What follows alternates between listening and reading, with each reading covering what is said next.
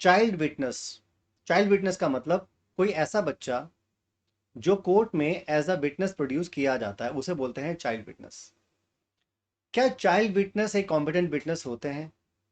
हमारे पास एक सेक्शन है, section 118 of Indian evidence act, और वो ये कहता है कि कोई भी व्यक्ति किसी भी उम्र का हो वो एक कॉम्पिटेंट विटनेस हो सकता है, कोई प्रॉब्लम नहीं है। लेकिन उसके लिए कंडीशन है कि जो सवाल उसे पूछे जा रहे हैं उसको वो समझ में आ रहे हों।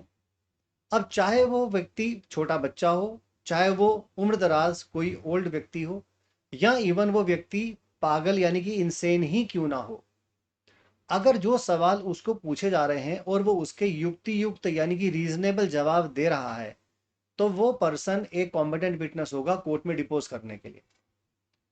अब हुआ क्या मामला जिसके बारे में आपको नरेट करने वाला हूं, एक्चुअल में केस था जिसमें कुछ मर्डर होते हैं और उसमें 11 एक्यूज पर्सन थे जिसमें एक्यूज थे, और उसमें लोअर कोर्ट और हाई कोर्ट ने उनको सजा दे दी थी। अब ये मामला पहुंचा सुप्रीम कोर्ट तक। सुप्रीम कोर्ट में जब एविडेंसेस लीड हुई तो वहां पर एक आर्गुमेंट किया गया। उन्होंने कहा कि इसमें जो विटनेस है उसकी उम्र है 10 ईयर, गर्ल है वो 10 ईयर की, और उसकी डिपोजिशन के आधार पर इनको सजा हुई थी। अब सवाल ये कि जो लड़की जिसकी टेस्टिमनी पर उसको सजा हुई है, क्या ये कॉम्पिटेंट इनफ है कोर्ट में डिपोज करने के लिए?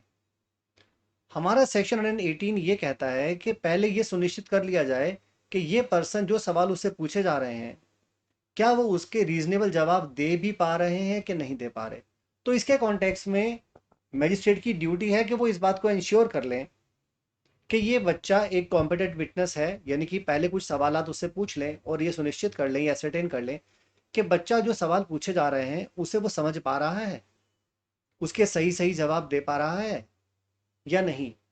अब इस मामले में मजिस्ट्रेट ने ये एक preliminary test in relation to competency of the child witness वो परफॉर्म नहीं किया था, और वहां पर उस बच्चे को जो शपथ दिलाई जाती है या किसी भी विटनेस को जो शपथ दिलाई जाती है जब वो कोर्ट में डिपोज करता है, क्रॉस में उससे पूछा गया कि आप क्या इस ओथ का मतलब समझते हैं?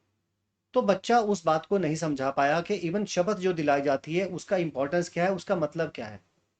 बच्चों से क्रॉस में ये भी पूछा गया कि आपने जो कुछ भी गवाही कोर्ट में दी है ये सब कुछ बेटा आपने अपनी मम्मी के कहने पर दी थी? तो बच्चे ने कहा हाँ। तो सुप्रीम कोर्ट ने इन आधारों पर ही कि ना तो कोर्ट ने यह सर्टेन किया कि ये बच्चा कोर्ट में डिपोज करने के लायक है, कॉम्पिटेंट है या नहीं।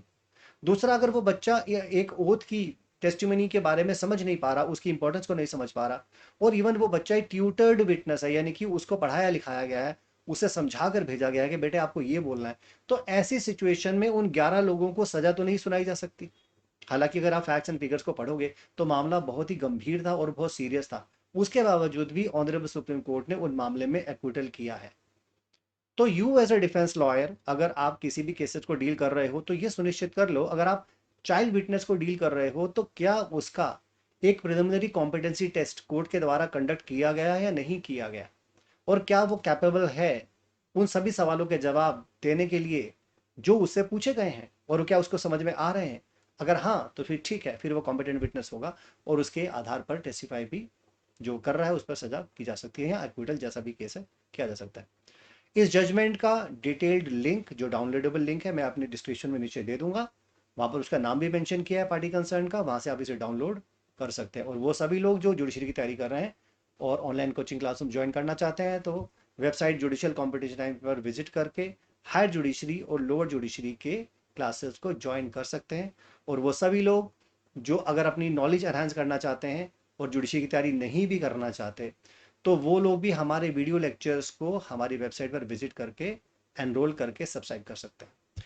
सो दोस्तों ठीक है, दैट्स ऑल फॉर टुडे। फिर आपके साथ किसी नई जजमेंट के साथ मुलाकात करेंगे। मीन टाइम मुझे आती है। Thank you so much. जय हिंद, वंदे मातरम।